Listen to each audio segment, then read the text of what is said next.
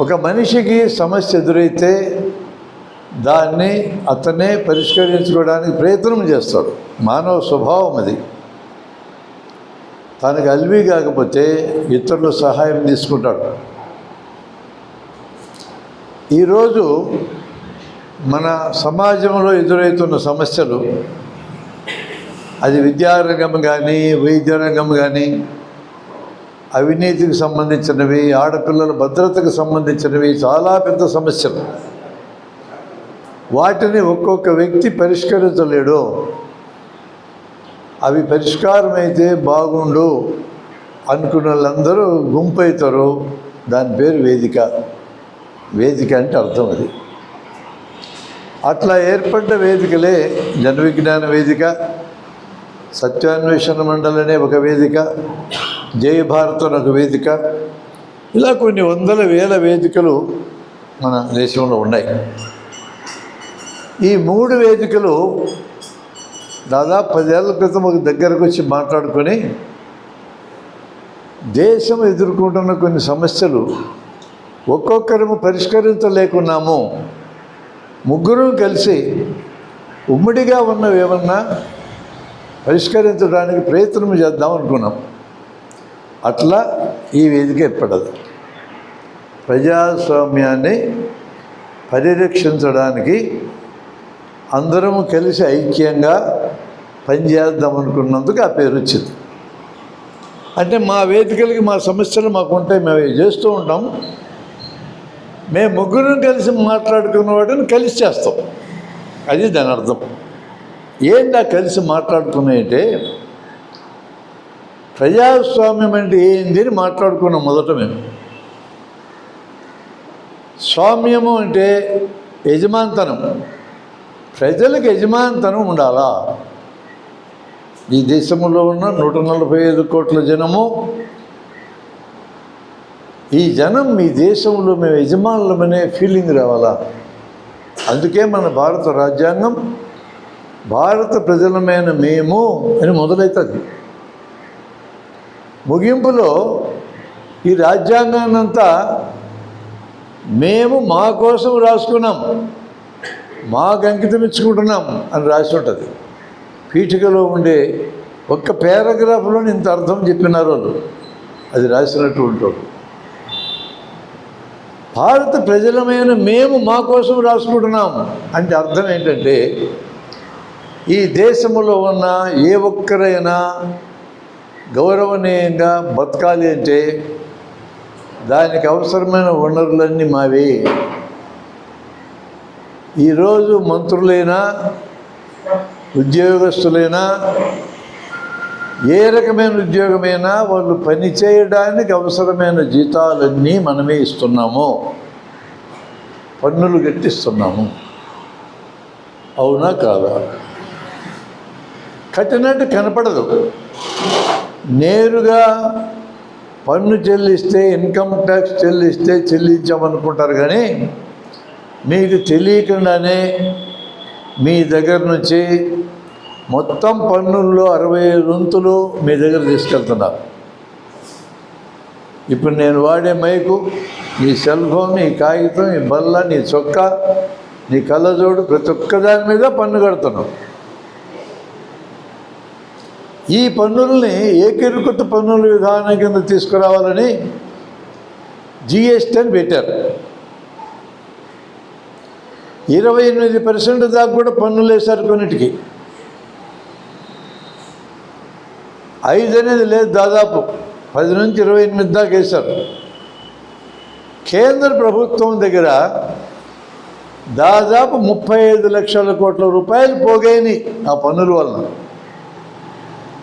ఇప్పుడు మన మీద వాళ్ళకి ప్రేమ కలిగి పన్నులు తగ్గిస్తున్నామన్నారు. 18 కంటే మించకుండా 5% కూడా ఉండేట్టు దించుతున్నాం. అదంతా మా గొప్పతనమే అని కూడా చెప్తున్నారు. నిన్ను 28% ఎవరు ఏమన్నారు? ప్రపంచంలో ఎక్కడా లేదు. ఎట్లా అది ఎలా ఉంటుందంటే, ఒక వ్యక్తికి నువ్వు 100 రూపాయలు ఇస్తానని 80 ఇవ్వు, నేను తిట్టడు, తగ్గించి ఇచ్చినందుకు. 60 ఇస్తానని చెప్పి 80 నీకు జేజేలు కొడతాడు. ముందు ఇచ్చింది 80, ఇప్పుడు ఇచ్చింది 80. ఏంటి తేడా? 28కి పెంచి 18కి తగ్గిస్తే జేజేలు కొడుతున్నావు. ఇప్పుడు నిన్ను 28 ఎవడు పెంచమన్నాడు? ఈ కొత్త రకమైన పద్ధతులన్నీ పరిపాలించడం కనిపెట్టినారు. ఇదివరకు టోల్ గేట్ దగ్గర జేబులోంచి డబ్బులు ఇవ్వాల్సి వచ్చేది. పెంచినప్పుడల్లా ఏడ్చుకుంటూ ఉండేవాళ్ళం, డబ్బులు పీకుతున్నారో అని. ఇప్పుడు ఫాస్టాగ్ అనే దాన్ని కనిపెట్టినారు. బండికి తగిలించుకుంటే అదే పీక్కుంటుంది. ఎవరో డబ్బులు మనవి కాదు అనుకుంటా ఉంటాం మనం, అవి మనయే. టెక్నిక్ అంటారు దీన్ని. ఇప్పుడు 60,000 కోట్ల రూపాయలు ఫాస్టాగ్ పేరుతో టోల్గేట్ల దగ్గర ప్రభుత్వానికి డబ్బులు వస్తున్నాయి. కొత్త చట్టం రాబోతున్నది. హైవే ఎక్కితే ఊడబెరుగుతారు. నీకు చెప్పేది ఏం లేదు, జీపీఎస్లోంచి పైనుంచి ఊడబెరుగుతారు. అట్లా ఊడబెరిగితే ఇంకా 40,000 కోట్లు ఎక్స్ట్రా వస్తాయి. నీకు నొప్పే తెలియకుండా ఊడబెరిగేది ఎట్లా అనేది నేర్చుకున్నారు వాళ్ళు. జిఎస్టీ కూడా అంతే. డబ్బులన్నీ మనవే, మనం వీళ్ళందరినీ పోషిస్తున్నాం. ఈరోజు ప్రజాస్వామ్యం పేరుతో రాజకీయాల్లోకి దిగి ఎమ్మెల్యేలు, ఎమ్మెల్సీలు, ఎంపీలు అయినటువంటి వాళ్ళందరూ డబ్బున్న వాళ్ళే, పేదోళ్ళు కాదు. మరి ఎంపీల యొక్క క్యాంటీన్లో ఇడ్లీ 2 రూపాయలకి ఇస్తారేంది? బిర్యానీ 7 రూపాయలకి ఇస్తారేంది? టీ కాఫీ రూపాయికి ఇస్తారేంది? చాలా నిరుపేదలోళ్ళు, మనకంటే పేదోళ్ళు, అందుకని తక్కువకి ఇస్తారు. ఇట్లాంటి చట్టాలన్నీ నిమిషాల్లో చేసుకుంటున్నారు వాళ్ళు. మన డబ్బులతో నడుస్తున్నటువంటి ప్రభుత్వాలు మన అవసరాలు తీర్చకుండా వాళ్ళ అవసరాలు వేగంగా తీర్చుకుంటున్నారు. అంటే ప్రజాస్వామ్యంలో నిర్ణయాలు మనం చేయాలా? మనం చేయటంలా. పర్యవేక్షణ, ఆ నిర్ణయం ఎట్లా అమలు జరుగుతుందో మనం చూడాలా, మనం చుట్టంలా. ఫలితం న్యాయంగా అయితే మంచి వచ్చినా మనకే, చెడు వచ్చినా మనకే. ఇప్పుడు మంచి వస్తే వాళ్ళకి, చెడు వస్తే మనకి. ఇట్లనే కదా రాజుల కాలం ఉండేది, ఇట్లే కదా నియంత్రణ కాలం ఉండేది.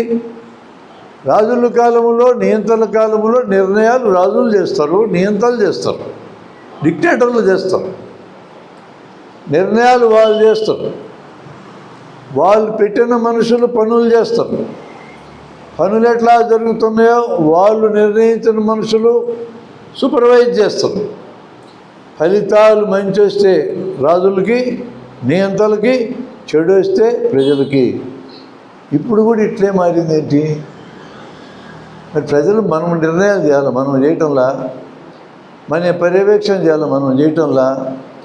ఫలితాలు మంచి వచ్చినా చెడు వచ్చినా మందే బాధ్యత అనుకుంటున్నాం. మంచి వస్తే వాళ్ళకి, చెడు వస్తే మనకి. అట్లా ఉన్నది కాబట్టే ఈ ప్రజాస్వామ్యాన్ని సరిదిద్దాలా.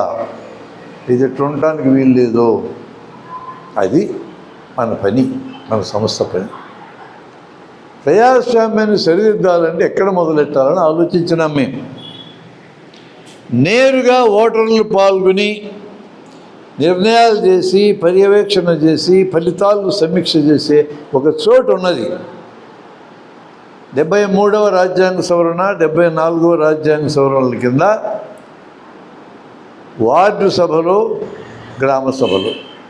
అంటే గ్రామములో గ్రామ సభ పెడితే అందులో గ్రామంలో ఉండే ఓటర్లందరూ కూడా సభ్యులే. గ్రామానికి వచ్చే అధికారులందరూ అక్కడ కూర్చుంటారు. వాళ్ళని మనం అడుగుతాం.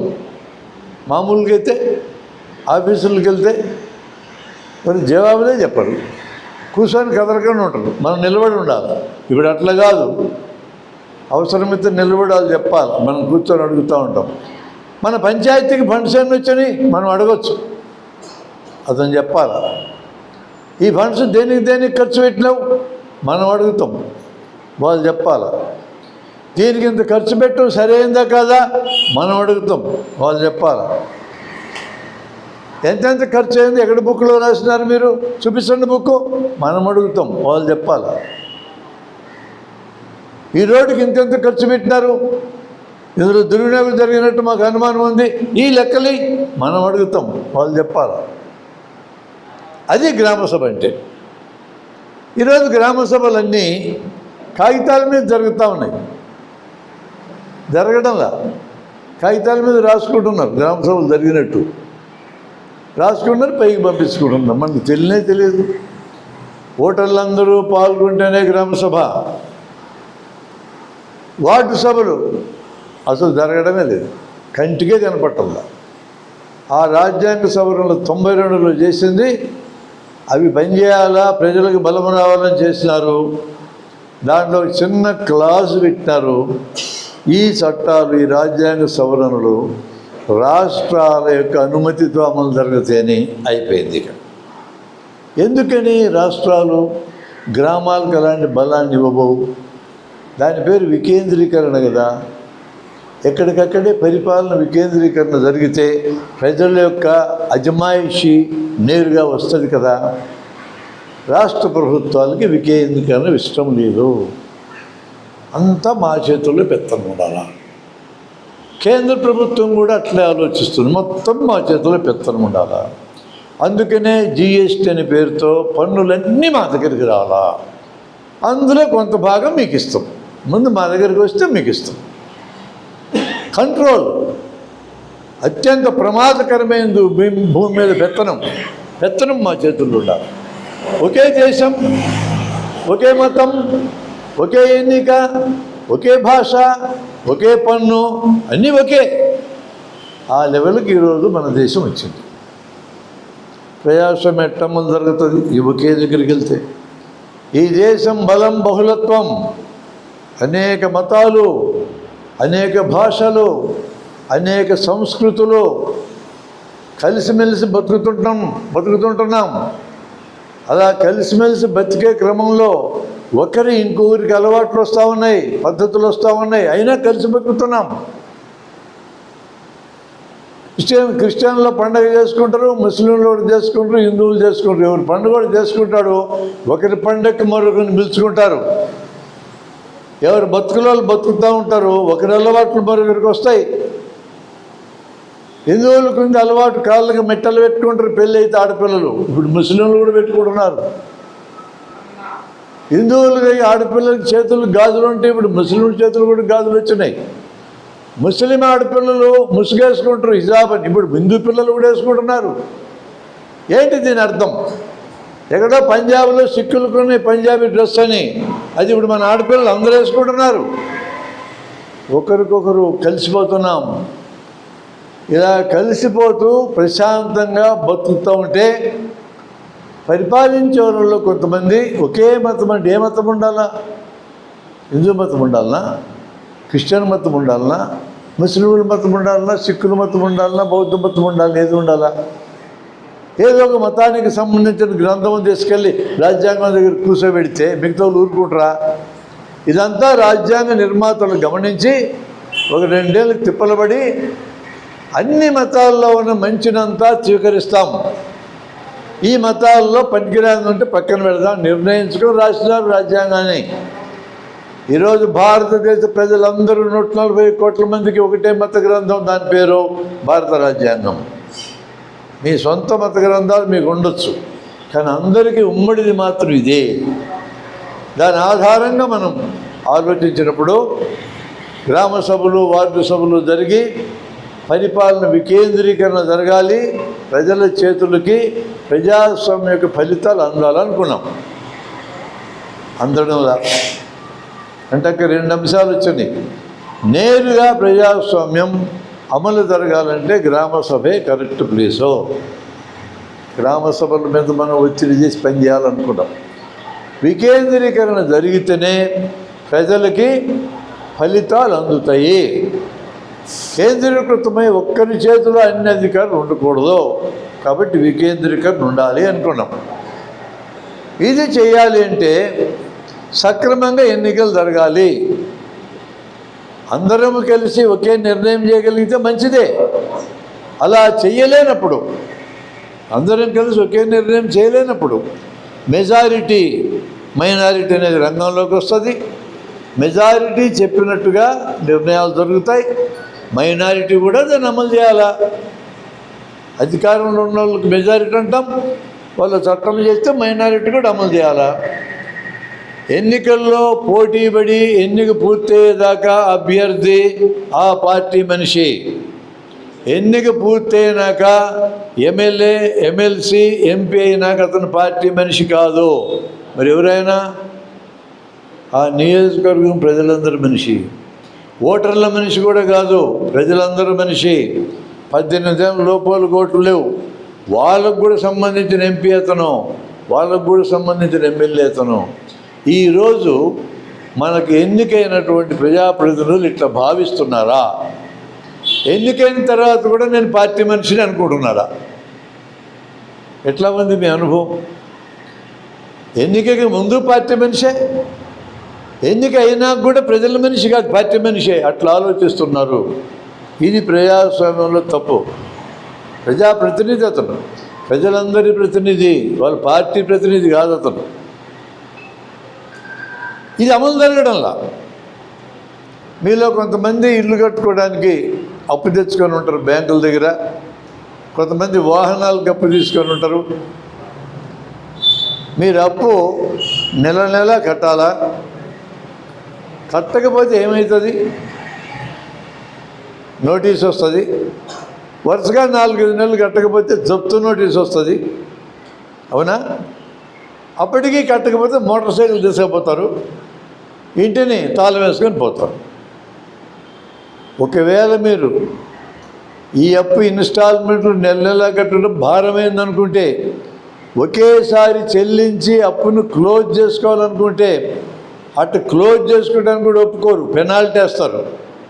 అంటే రెగ్యులర్గా క్రమం తప్పకుండా మనం అప్పు చెల్లిస్తే మనకు పెనాల్టీ కదా. నువ్వు ఎగ్గొట్టు చూద్దాం. ఇల్లు, మోటార్ సైకిల్ అంటే లాగేస్తారు, కానీ పెద్ద పెద్ద అప్పులు తీసుకున్న వాళ్ళు ఎగ్గొడితే బ్యాంకులో నువ్వు చుట్టూ తిరిగి వడ్డీ రాయితీ ఇస్తా, అసలు కట్టినాయనని బతిమలాడతారు. అసలు కూడా అంతా కట్టను అని అడ్డం తిరుగు, ఓ 10% తగ్గిస్తాం, 20% తగ్గిస్తాం అంటారు. డౌటా మీకేమన్నా? ఈ మధ్య ఒక పెద్ద సినీ ప్రొడ్యూసర్కి హైదరాబాద్లో దాదాపు 5,500 కోట్ల రూపాయలు మాఫీ చేసినారు అప్పు. ఈ దేశంలో షావుకారులకి ఇప్పటిదాకా 25 లక్షల కోట్ల రూపాయలు మాఫీ చేసినారు, వసూలు చేయాల. మరి మనందరికి కూడా అట్టే మాఫీ చేయొచ్చు కదా. ఈ గవర్నమెంట్లంతా బతికిస్తుంది మేం కదా, నువ్వు మాఫీ చేయాల్సింది మాకు కదా. మరి ఈ దొంగలకు మాఫీ చేసినారేంది?